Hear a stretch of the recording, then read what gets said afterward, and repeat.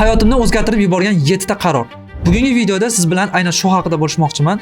Agar YouTube kanalimga birinchi marta kirgan bo'lsangiz, ismim Anvar Baxtiyorov. O'zbekistondagi eng katta onlayn maktablardan biri Supermek kompaniyasida prodyuser yoki sodda qilib aytganda rahbar lavozimida ishlab kelaman. Oxirgi 5 yildan beri eslab qolish bo'yicha Rossiya rekordchisi Davron Turdiyev bilan birgalikda Supermek kompaniyasida ishlab kelyapmiz va hozirgacha 50 mingdan ortiq insonlarga Supermek orqali ta'lim berdik. 5 million dollarga yaqin sotuvlarni amalga oshira oldim va hozirgi kunda 40 ga yaqin insonlar jamoamizda ishlab keladi. Va shu paytgacha erishgan yutuqlarim yoki bo'lmasam xulosalarimdan olgan va hayotimda butunlay o'zgartirib yuborgan 7 ta qaror bilan bugungi videoda sizlar bilan bo'lishmoqchiman va umid qilamanki, sizning hayotingiz ham o'zgarishiga sabab bo'ladi. Demak, birinchi hayotimni o'zgartirgan qaror bu mustaqil yashash qarori. Esimda 6 yoshimda hovlimizda ota-onam meni chaqirishgan, gaplashganmiz. Seni uyimizdan uzoqroq bo'lgan maktabga bermoqchimiz. Haftada 6 kun maktabda qolasan, o'qitishadi, vazifalarni hamma narsa shu yerda bo'ladi va bir kun atigi uyga kelasan. Nima deysan deb mendan so'rashgan. Men shu narsaga rozi bo'lganman. Bu qarorda ko'proq ota-onamni ta'sirlari juda ham katta, ya'ni ota-onam ko'proq qaror qabul qilganlar, lekin men shu narsaga qarshilik bildirmaganman va rozi bo'lganman. 9 yil davomida mana shu maktabda o'qiganman. Ya'ni dushanbadan shanbagacha maktabda qolardim va bir kun shanba kuni kechqurun, yakshanba kuni uyda qolardim, bo'ldi. Qolgan payt maktabda 9 yil davomida vaqtim o'tgan. Endi bu nima uchun hayotimni o'zgartirgan qarorlardan bittasi deyman. Chunki maktabda bizga hamma narsa, hamma mas'uliyat o'zimiz bo'ynimizda edi. Ertalab turdingizmi, o'zingiz eplashingiz kerak, o'zingiz kiyimingizni tozalashingiz kerak, o'zingiz kiyimingizni kiyishingiz kerak. 6 yosh bola endi juda ham kichkina bo'ladi. Tozaligi, vazifalarni bajarishi, ovqatlanishi, ovqatlanganingizdan keyin ovqatingizni o'zingiz yig'ishtirib qo'yishingiz kerak bo'lgan. Ya'ni yoshligimdan mas'uliyat o'z bo'ynimga tushgan va bu menga juda ham katta yordam bergan. 9 yil davomida mana shunaqa maktabda o'qiganman. Maktabni bitirganimdan keyin ham oliy ta'limga tayyorlanish uchun abituriyent paytimda o'qishga ketganman. 2 haftada bir marta kelardim, ya'ni 15 kunda bir marta uyga kelardim. Undan keyin o'z Toshkentga o'qishga kirdim. 3-o'rinda grant asosida Toshkent kimyo texnologiya institutiga. Undan keyin ham yana 4 yil davomida men o'qishda o'qidim. Umuman olib qaraganda 25 yil davomida 20 yili aynan ota-onamsiz o'tgan. Ota-onam yonida bo'lmaganman. Shuning uchun juda ham ko'p mas'uliyatlar hayotda bo'ladigan, o'zim bo'ynimga tushgan va ko'p jarayonlarda o'zim qaror qabul qilishimga to'g'ri kelgan va shuni tushundimki, bu jarayonda mustaqillik yosh bilan emas, mas'uliyat bilan keladi. Ya'ni siz qanchalik erta mas'uliyatni o'z bo'yningizga oladigan bo'lsangiz, shunchalik siz o'sish darajangiz va hayotingiz o'zgarishi tezroq bo'ladi. Ikkinchi hayotimni o'zgartirgan qarorlardan bittasi bu eng qiyin fanlarni tanlaganim. Yoki yanada aniqroq qiladigan bo'lsak, ximiya va matematika fanlarini chuqur o'rganganim deb o'ylayman, menimcha. Chunki o'zi bu fanlarni nimaga o'rganganman?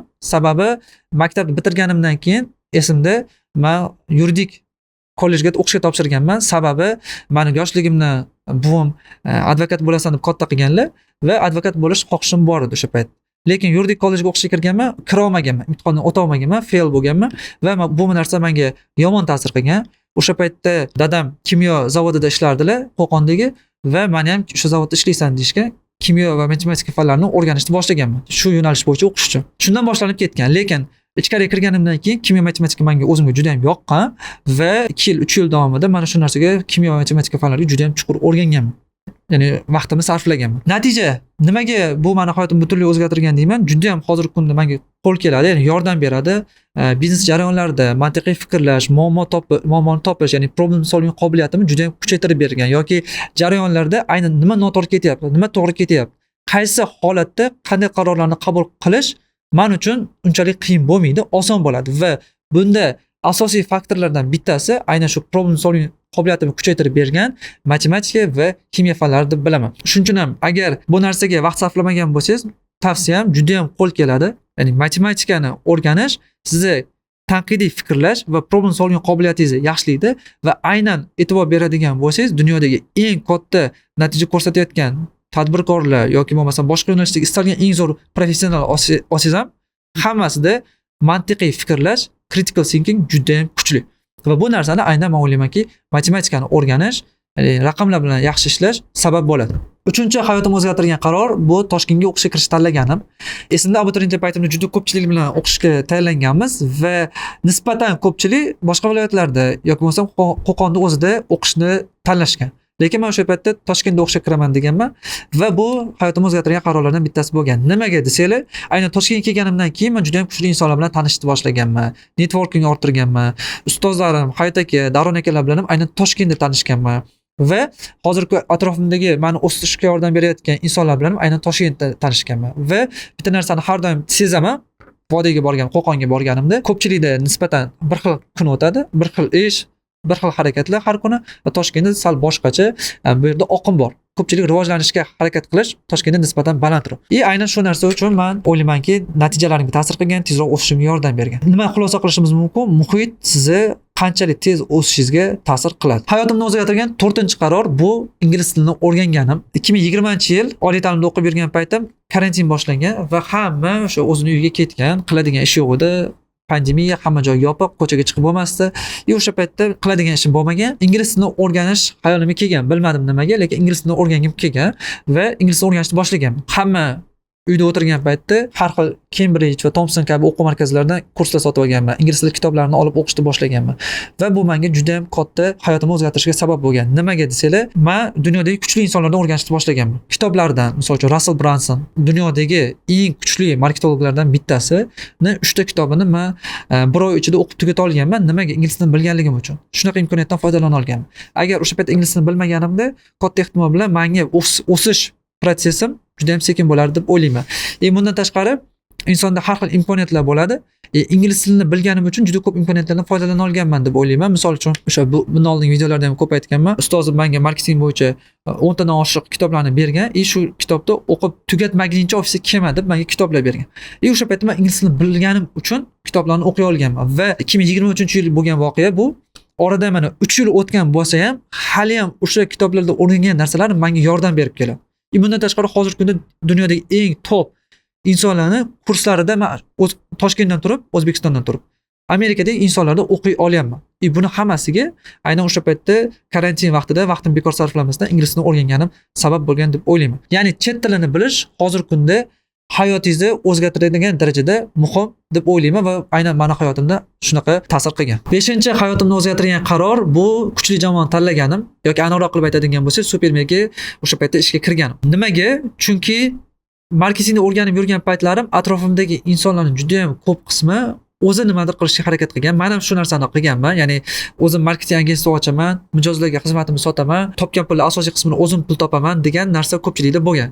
Men ham xuddi shu narsani qilganman. 1 yil davomida deyarli pul topa olmaganman. Ya'ni $500 dan ko'proq pul topa olmaganman. Tushunganman, menga ustoz kerakligini va Superman jamoasiga qo'shilganman. Oddiy sotuv menejeri lavozim edi.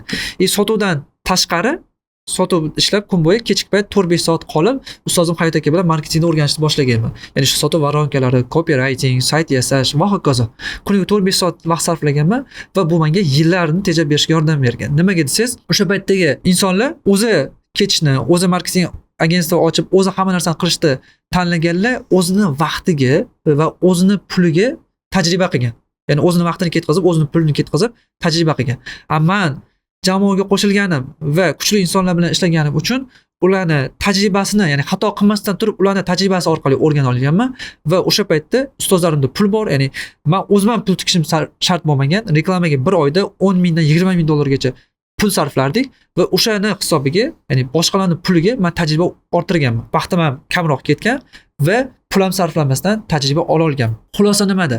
Agar to'g'ri ustoz tanlaydigan bo'lsangiz yoki to'g'ri jamoani tanlaydigan bo'lsangiz va birinchi o'ringa skill, ya'ni tajriba orttirishni qo'yadigan bo'lsangiz, bu narsa sizga yillarni tejab berishi mumkin. Hayotimni o'zgartirgan 6-qaror bu fokus va sabrga kuchli e'tibor berganim. Nimaga bunaqa deyman, hozir tushuntirib beraman. 2022-yil, 21-yil Supermega ishga kirganimda o'zimga o'zim aytganman.